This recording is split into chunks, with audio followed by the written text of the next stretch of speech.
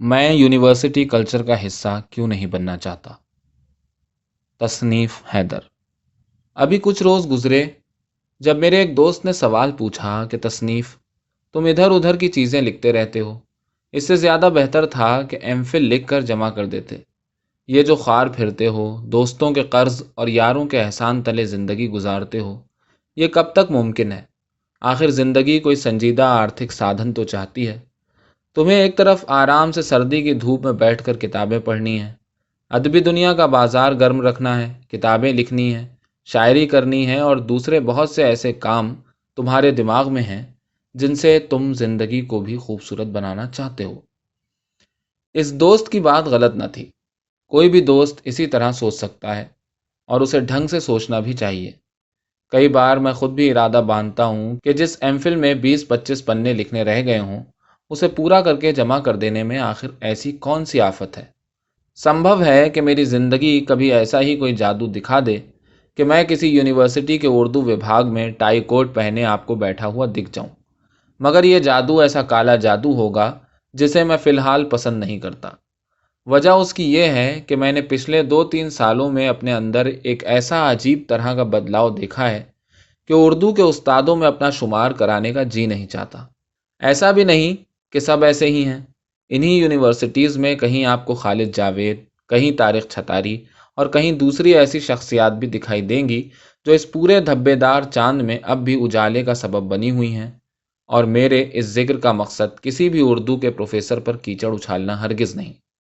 देखिए, हर चीज़ का एक कल्चर हमारे यहाँ बनता है जो बहुत धीरे धीरे परवान चढ़ता है और फिर वो हमारी रगों में उतर जाता है।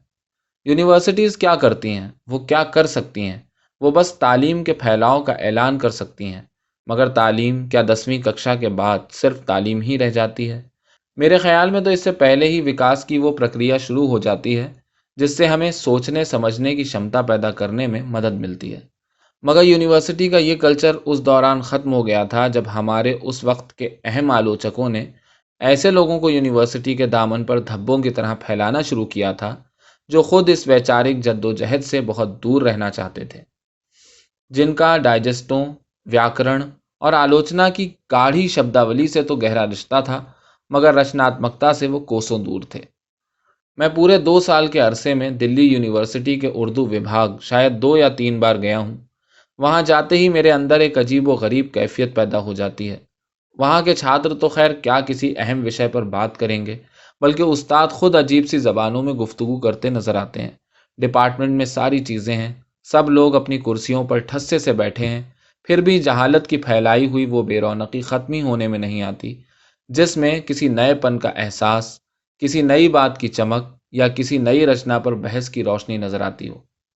मैंने लोगों को इन्हीं यूनिवर्सिटीज़ में लेक्चरर बनने के लिए ऐसी परीक्षाओं की तैयारी करते देखा है जिसमें इस किस्म के सवालात पूछे जाते हैं कि मुल्ला वजही की लिखी हुई मसनवी का नाम क्या है और फिर फलां अफसाना इन चारों में से कौन से अफसाना निगार का है।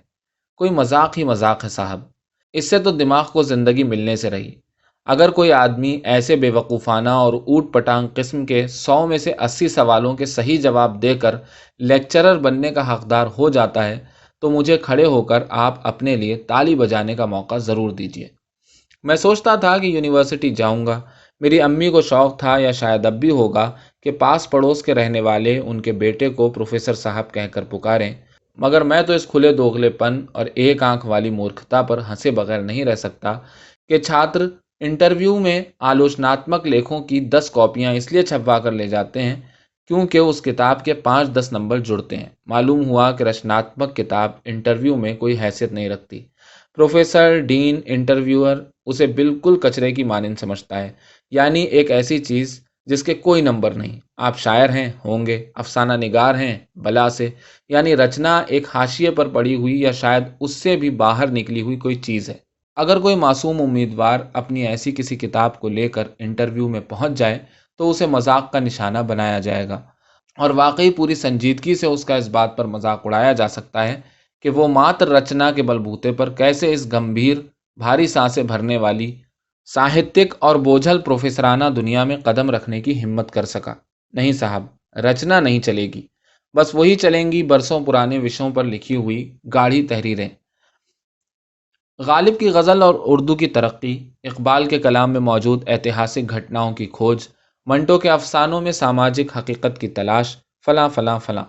میرے لیے ایسی کوئی کتاب تیار کرنا بالکل مشکل کام نہیں، بلکہ میں ایک رات میں، جی ہاں پورے ہوش و حواس میں کہہ رہا ہوں، ایک رات میں ایسی ایک کتاب تیار کر سکتا ہوں جو آپ کے یہاں پہنچ کر کم از کم وہ 5 یا 10 نمبر حاصل کر لے گی، جس کو امیدوار بڑی محنت اور بھاری دل کے ساتھ قلم بند کر کے حاصل کرتے ہیں اور خوش ہو جاتے ہیں۔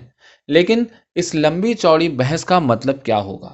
کیا میں اپنی زندگی کی ایک حسین رات آپ کے اس بیہودہ مقصد کے لیے بیکار کروں؟ میں مانتا ہوں کہ آپ مجھے ہر مہینے بچوں کو شاعری کی ویاکھیا اور افسانوں کے پلاٹ کا جائزہ لے کر دکھانے کی ایک موٹی رقم دے سکتے ہیں، مگر وہ موٹی رقم حاصل کرنے کے بدلے مجھے خود کو نشٹ کرنا ہوگا۔ سیمیناروں اور سمپوزیموں کی ایک ایسی عجیب سی بو میرے نتنوں میں آپ کے وبھاگوں کا ذکر سن کر پھیلتی ہے کہ میں ابکائی لینے پر مجبور ہو جاتا ہوں۔ کوئی تازہ ہوا کا جھونکا اس طرف سے آتا نہیں، کوئی ایسی بات نہیں جو ذہن کو احساس دلائے کہ آخا اسی طرز پر تو سوچا جانا چاہیے۔ روز ایک استاد آتا ہے اور وبھن ساہتک ودھاؤں کی الٹی سیدھی ویاکھیا کر سمجھتا ہے کہ اس نے بہت بڑا کام کر لیا ہے۔ میں نے اردو زبان و ادب کی تعلیم کا چناؤ کرنے والے چھاتروں کی بری حالت پر کبھی آنسو تو نہیں بہائے، مگر اس بات کا افسوس ہمیشہ رہا کہ انہیں چھٹی ککشا سے لے کر گریجویشن پوسٹ گریجویشن تک صرف یہی سکھایا جاتا رہا ہے کہ غزل کا مطلب عورتوں یا محبوبہ سے باتیں کرنا ہوتا ہے۔ یہاں ایک عجیب اور قریب قریب انوچت سے ایک حادثے کا ذکر کرنا چاہوں گا۔ میری پرورش ایک ایسے پریوار میں ہوئی جو تعویذوں، دعاؤں، فاتحہ خوانی، میلاد اور مزاروں کی زیارت سے بہت شردھا رکھتا ہے۔ وسائی گاؤں مہاراشٹر میں ہمارے ہی محلے میں ایک بابا رہا کرتے تھے۔ ان کا نام میں نہیں جانتا، چھوٹا قد، 70-72 کی عمر، مگر اپنی پیٹھ پر ہمیشہ کتابوں کا ایک گٹھر اٹھائے گھوما کرتے تھے۔ اس نسبت سے پورے محلے میں وہ کتابوں والے بابا کے نام سے مشہور تھے۔ نماز کوئی قضا نہ کرتے، ان سے اکثر مسجد میں میری ملاقات ہوا کرتی تھی۔ سارا گاؤں انہیں ولی سمجھا کرتا تھا، اس لیے ہمارے دل میں ان سے شردھا جاگ گئی۔ ایک دن میں ان کے پاس گیا اور ان سے کوئی تعویذ طلب کی۔ وہ ہنسنے لگے، کہنے لگے بیٹا مسلمان کو تعویذ کی کیا ضرورت ہے، وہ تو خود چلتا پھرتا تعویذ ہے، بسم اللہ پڑھو اور کوئی بھی اچھا کام شروع کر دو۔ آج سوچتا ہوں کہ ہم نے تعلیم کے معاملے میں بھی ایسے ہی تعویذوں پر بھروسہ کر کے بہت بڑی غلطی کی ہے۔ یہ تعویذ ہمارے کسی کام کے نہیں ہیں۔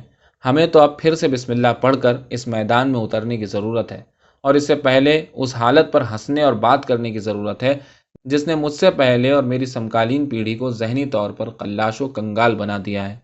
آخر اردو ادب پڑھانے والا پروفیسر یہ کیسے سمجھا سکتا ہے کہ غالب کا کوئی شعر رچناتمکتا کے لحاظ سے کتنا اہم ہے، جبکہ رچنا سے اس کا دور کا کوئی واسطہ ہی نہیں، اسے تو رچنا کے نمبر ہی نہیں ملے۔ وہ تو موٹی موٹی آلوچناؤں اور انویشنوں کی کتابیں پڑھ کر یہاں چلا آیا ہے، اور پھر ایک ملغوبہ سا بنا کر کسی کتابی کنجی کی مدد سے غالب کے شعروں کو خرچنے میں مصروف ہو گیا۔ روزگار کا سروت ڈھونڈنا اچھی بات ہے، اس کی طرف گمبھیرتا سے توجہ دینا اور بھی اچھی بات ہے۔ آرتھک حالت جس ذریعے سے سدھاری جانی چاہیے، لیکن کبھی کبھی رک کر سوچ لینا چاہیے کہ پیسہ کمانے کے اس عجیب و غریب پھیر میں پڑھ کر ہم گوا کیا رہے ہیں۔ ذہن ڈوب رہا ہے، جسم سن ہو رہا ہے، ہاتھ میں کوئی اجلا لفظ نہیں، دماغ میں کوئی دھلی دھلائی بات نہیں، بس وہی گلے پچکے سڑے نوالے جو برسوں سے چبائے جا رہے ہیں، ہمارے آگے بھی پروس دیے جائیں گے۔ مجھے معلوم ہے کہ اس سسٹم میں اگر میں گیا بھی تو میرے میتھڈ سے آپ مجھے کسی کو پڑھانے کا موقع ہی نہیں دیں گے۔ چھاتر خود میری شکایت کریں گے کہ یہ آدمی جو کچھ کہتا ہے ہماری سمجھ میں نہیں آتا، یہ ادب ودب تو پڑھاتا نہیں، زندگی کے بارے میں بتاتا ہے، زندگی جس کے اردو وبھاگ میں کوئی نمبر ہی نہیں۔